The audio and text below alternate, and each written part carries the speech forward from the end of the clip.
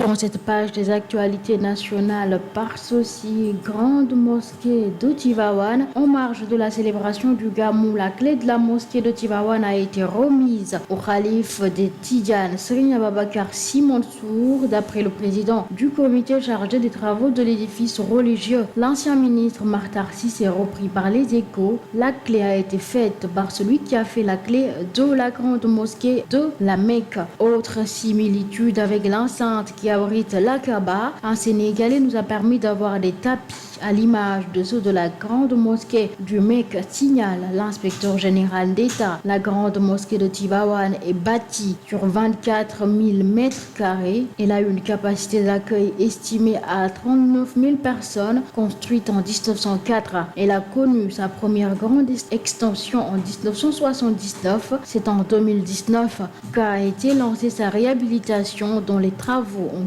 coûté 15 milliards de francs CFA environ. C'est une mosquée intelligente, verte, avec des arbres dans l'enceinte et tout autour, souligne Makhtar Cissé. Et 24 heures après la célébration de la naissance du prophète Mohamed, la police a livré le bilan de sa couverture sécuritaire à Tivaouane et à Kaolack sous la supervision de la direction de la sécurité publique. Au finish, elle a interpellé 202 individus, dont 107 présentés au procureur, a appris Sénéweb du commissaire Mohamed Gueye.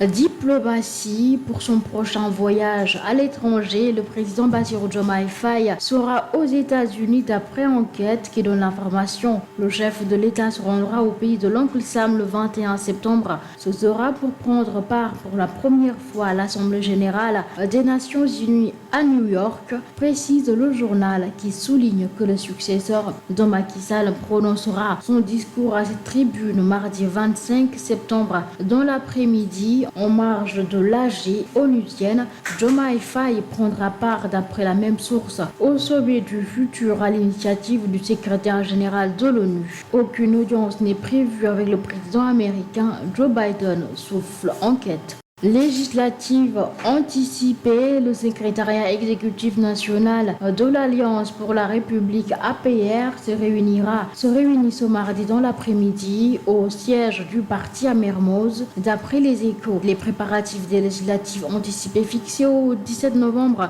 devraient être au menu. Les partisans de Macky Sall iront-ils seuls ou avec des alliés? L'ancien chef de l'État a récemment annoncé la dissolution de Benno Bokk Yakaar, la coalition qui l'a accompagné durant ses 2 mandats à la tête du Sénégal et avec laquelle l'APR a fait équipe à toutes les élections. Le haut représentant du chef de l'État, Aminata Touré, n'a pas épargné le chef de l'opposition, Amadou Ba, qui a lancé officiellement son parti politique Nouvelle Responsabilité. En conférence de presse ce lundi 16 septembre, la présidente du mouvement Mimi 2024, qui a lu un communiqué d'Amadou Ba s'attaquant pour la première fois au président de la République, Bassirou Diomaye Faye, a déclaré que M. Ba essaie de jouer son rôle d'opposant. Cependant, pour Mimi Touré, Amadou Ba doit des explications au Sénégal et sur sa gestion des finances du pays sous le régime de Macky Sall. Son mouvement s'appelle Nouvelle Responsabilité, dit-il. Il devrait aussi parler de ses anciennes responsabilités de ministre des Finances sous Macky Sall, au-delà de sa fortune personnelle qui serait immense pour un simple fonctionnaire de l'État du Sénégal. Il sait très bien qu'il a des explications à fournir sur de nombreux dossiers financiers, a affirmé l'ancien Premier ministre sous le régime précédent. Parlons de la dissolution de l'Assemblée nationale. Pour la présidente du mouvement Mimi 2024, cette législature n'a pas joué sa partition en œuvrant pour les intérêts du peuple sénégalais. Il faut rappeler que c'est cette défunte Assemblée nationale qui a refusé le débat d'orientation budgétaire pour les raisons purement politiciennes. Le budget national, il faut le rappeler, c'est le moyen par excellence de l'État pour régler les problèmes des Sénégalais, c'est-à-dire les questions économiques, l'éducation, la santé, les femmes, la jeunesse. C'est dire que cette Assemblée nationale avait très peu de considération.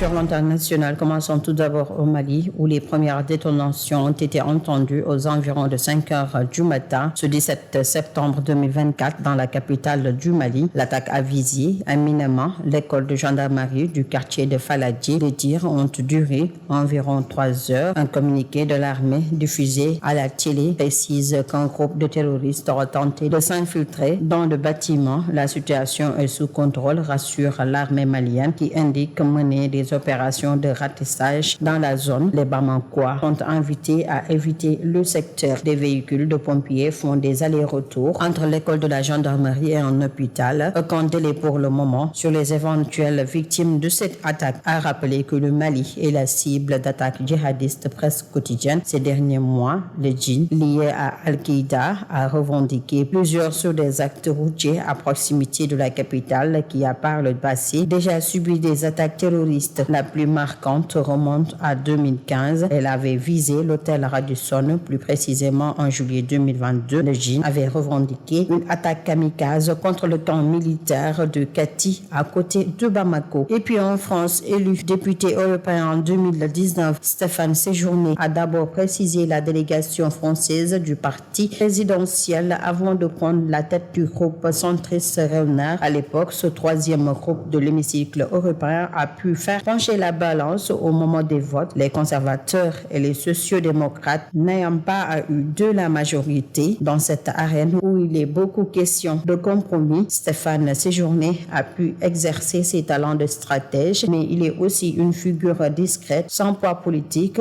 reconnu pour sa maîtrise des sujets économiques pourtant nécessaires à un poste où il devra défendre la compétitivité européenne. L'Élysée précise que la France vise un portefeuille élargi, centré sur les enjeux de souveraineté industrielle, technologique et de la compétitivité européenne. Et pour terminer, Benjamin Netanyahu a annoncé aujourd'hui que le retour des habitants du nord Israël qu'ils ont fui en raison des tirs du Hezbollah était désormais l'un des buts de son gouvernement. Le chef du Hamas lui affirme être prêt à une longue guerre d'usure aux côtés de ses alliés de la région depuis l'attaque de la grande ampleur menée par le mouvement palestinien Hamas contre Israël le 7 octobre dernier. Des tirs sont devenus presque quotidiens entre l'armée israélienne et le mouvement islamique libanais Hezbollah soutenu par l'Iran. Les violences transfrontalières ont fait 623 morts au Liban, principalement des combattants, mais aussi au moins 141 civils selon un décompte de l'AFP du côté israélien, y compris sur le plateau du Golan annexé. Les autorités ont annoncé la mort d'au moins 24 soldats et 26 civils. Le Hezbollah a revendiqué des dizaines d'attaques contre des positions israéliennes lundi 16 septembre et l'armée israélienne a déclaré avoir frappé des cibles terroristes au Liban. Le numéro 2 du Hezbollah, Naim Qassem, avait déclaré samedi que son groupe n'avait pas l'intention d'entrer en guerre, mais si Israël déclenche une guerre, nous y ferons face et les pertes seront énormes pour nous comme pour eux.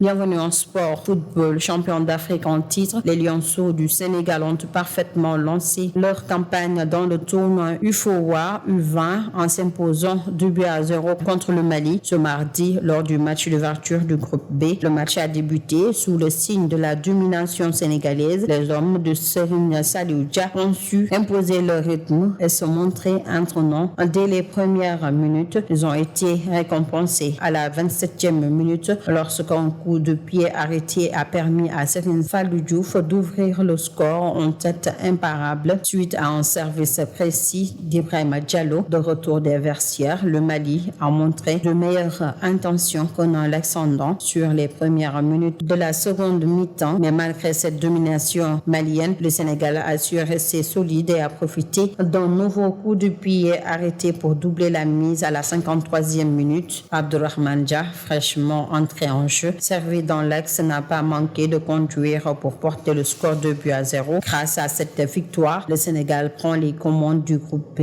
et se rapproche d'une qualification en demi-finale. Les Lionceaux affronteront la Gambie ce jeudi 19 septembre pour le compte de la deuxième journée. Une victoire dans ce derby de l'Afrique de l'Ouest permettrait aux Sénégalais de valider leur place en demi-finale du tournoi. Pour rappel, seules les deux équipes finalistes du tournoi se qualifieront pour la phase finale de la Coupe d'Afrique des Nations U20. Et puis basketball, dans une lettre adressée au président de la FIBA section Afrique, Madame Timera Fatoutal invite l'instance à faire la différence entre binationalité et naturalisation. Elle évoque la situation de sa fille Lena Timera, considérée comme une joueuse à naturaliser, qui ne peut disputer une campagne avec la sélection A avec la présence de Sierra Dillard. Selon elle, cette règle discriminatoire devrait être revue pour l'entrée du basketball, surtout africain. À 29 ans, Lena Timera n'a toujours pas dans son palmarès une campagne avec l'équipe nationale du Sénégal. Née en France de parents sénégalais, l'allié subit l'injustice de la règle de naturalisation. De quoi faire réagir sa mère, qui en parle ouvertement aux autorités du basket africain, notamment le président de la FIBA en Afrique. Avec cette lettre ouverte, la mère de la basketteuse met sur la table un débat intéressant pour les fédérations africaines qui ont longtemps agité ce sujet. Le président Manav ne sera pas le seul à recevoir cette lettre, vu que d'autres autorités du basketball sont mis en copie, à savoir Chersoud Ali Altani, président de la FIBA, Alphonse Billet, secrétaire général de la FIBA Afrique, Mathieu Faye, président Zone 2 Afrique, Maître Babacar Ndiaye, président de la Fédération sénégalaise de basketball. Et pour terminer, l'équipe nationale du Sénégal qui va défendre son titre lors de la prochaine Coupe d'Afrique des Nations. La Confédération africaine de football a fait l'annonce ce lundi. Le tirage au sort final de la Coupe d'Afrique des Nations Beachsoccer de la CAF Égypte 2024 aura lieu au Caire le jeudi 19 septembre 2024 à 14h. Ainsi, les 8 équipes qualifiées seront réparties en 2 groupes de 4 équipes. Les finalistes de cette édition seront qualifiés pour la Coupe du monde de beachsoccer